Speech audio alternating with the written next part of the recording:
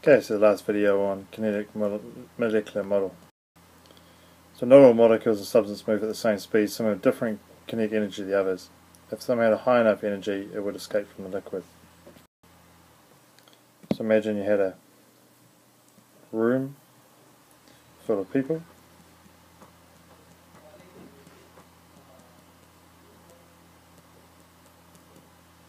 Okay, and what you did is you threw a whole lot of M&Ms into the room. Now, some people would be greedy and get lots of M&Ms. Some would just get a couple. Some will get a few. Some will get heaps. Okay. Now, what it shows is that there's not an even spread. So let's say we had 10 people in the room. We had 100 M&Ms. That means the average would be 10. Okay. Now what happens with evaporation is this greedy guy has enough energy, or M&Ms, to actually escape from the room, or the teacher will kick him out, one of the two. Okay. So that one will escape or evaporate. Now because he took an excess amount, then our sums are going to change. We've now got 9 people, and he didn't just take 10, he took, let's say, 20, so we're left now with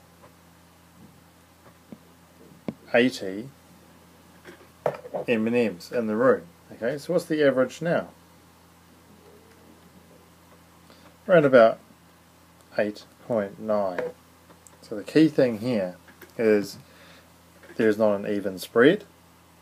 The ones with the highest energy will escape as evaporation, and that unfortunately leaves a lower average before.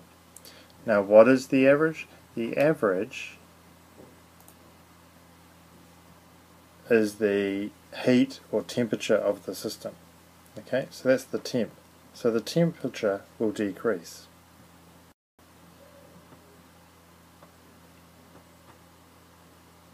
So if a molecule leaves with energy that is above average, what happens to the leftover molecules?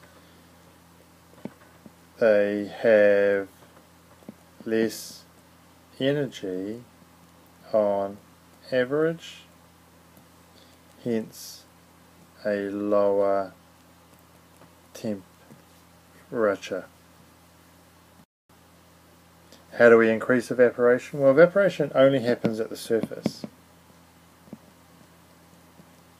So one thing you can do is increase surface area. You could use a fan to remove molecules above liquid, or you could add more energy, in other words, heat.